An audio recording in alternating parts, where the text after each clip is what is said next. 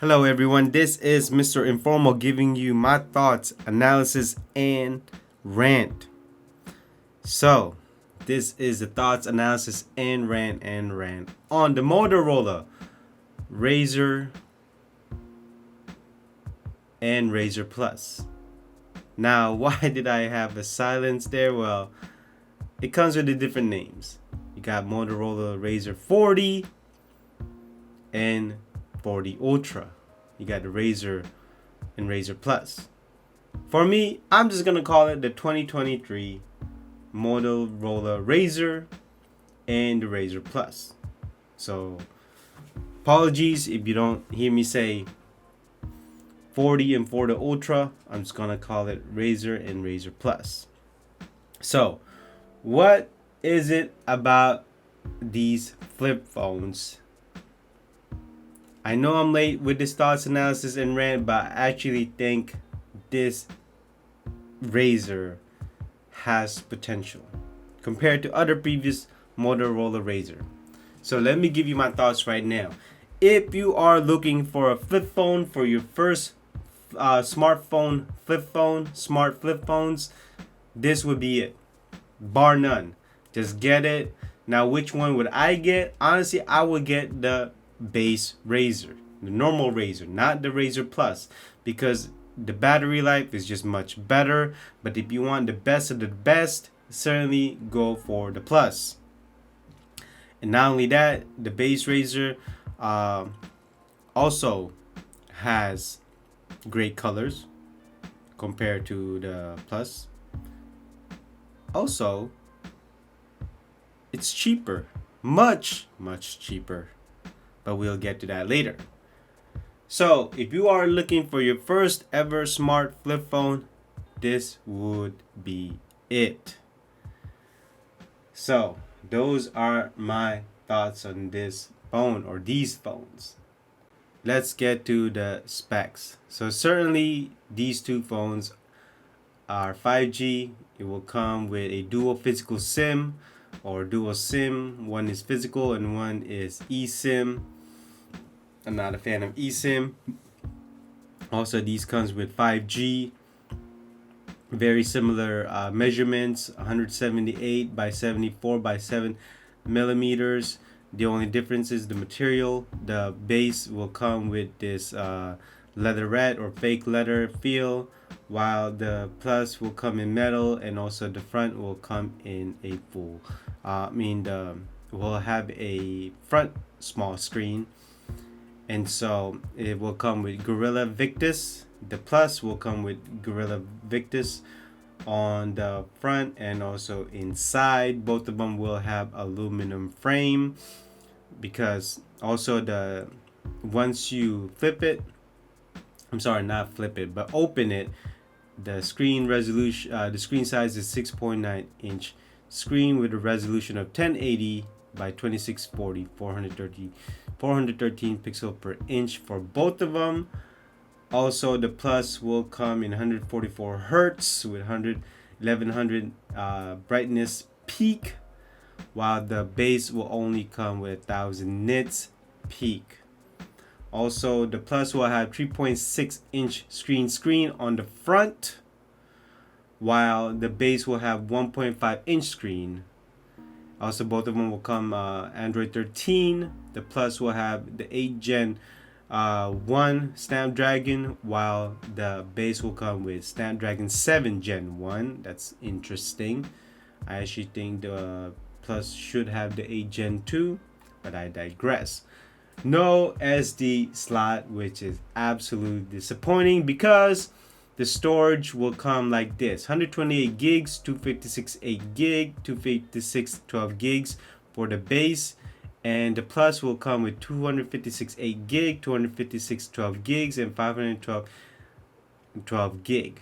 Interesting. That doesn't make sense to me. So, 3 total cameras, 2 in the back and also 1 in the front. 12 megapixels OIS on the ultra wide, and then 13 megapixels f2.2 on the wide. I'm sorry, let me repeat that again. 12 megapixels f1.5 wide, and then 13 megapixels f2.2 ultra wide on the plus, while the base has 64 megapixels f1.7 with OIS and 13 megapixels f2.2 on the ultra wide. That's interesting. And then both of them have the same selfie camera, 32 megapixel f2.4. Cameras will be 4K 3060, 1080, 3060, 120 with HDR, while the base does not have HDR. And then also on the front, 4K 3060, 1080, 3060 for both of them. Both have stereo cameras, Wi-Fi, Wi-Fi 6 and Bluetooth 5.3 with GPS.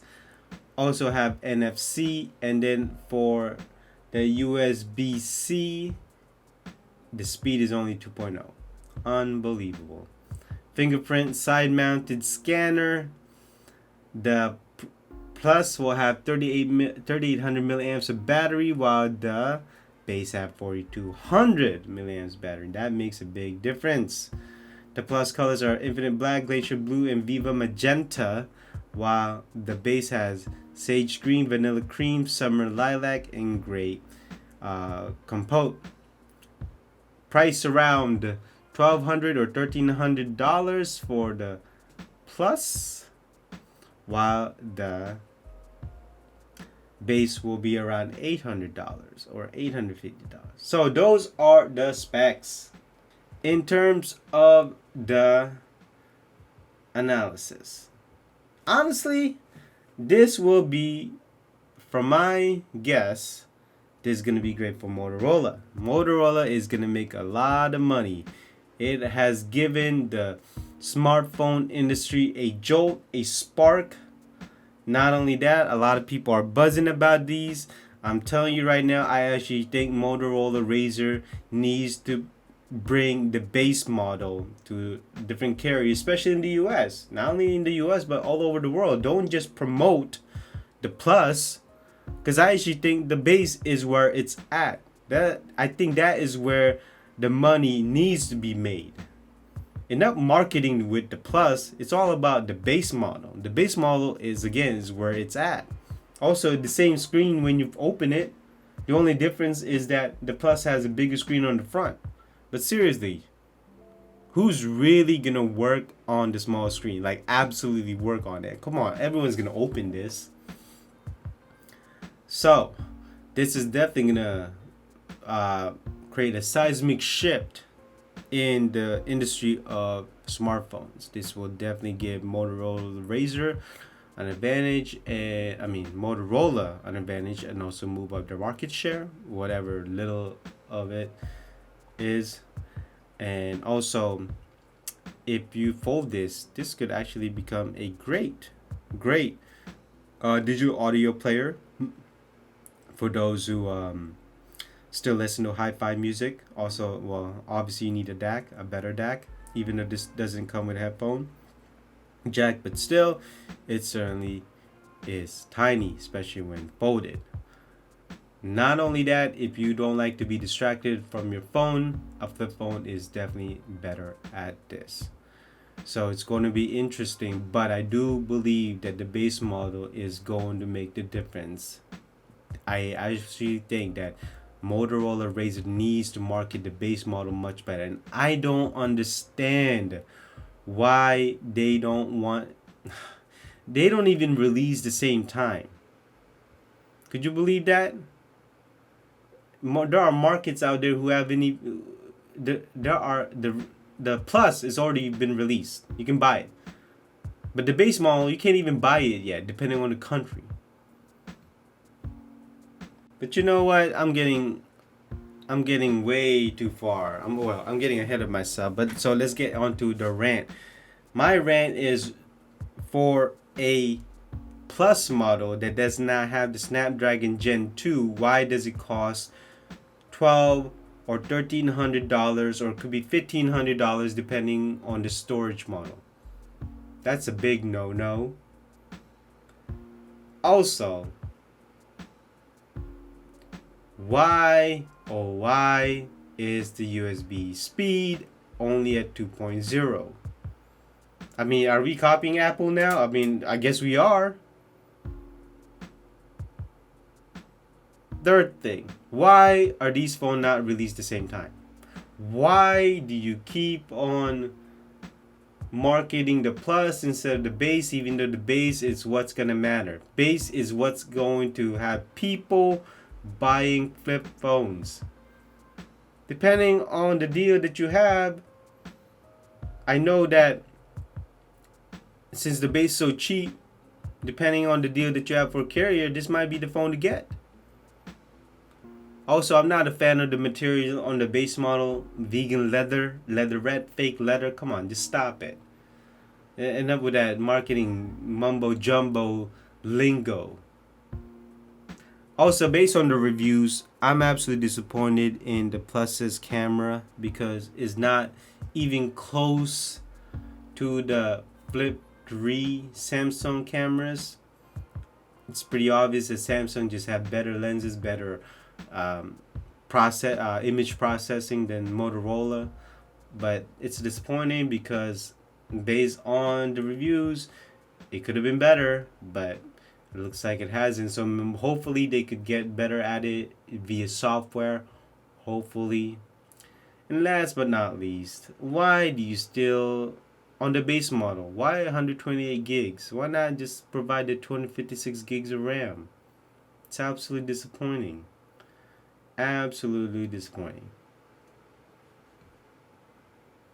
And so that basically concludes this thoughts, analysis, and rant of the Motorola RAZR and Motorola RAZR Plus for 2023. Again, just to conclude, the base model is where it's at. I actually think they should market that more because I actually think that is the gateway for smart flip phones, not the Plus. Bye-bye.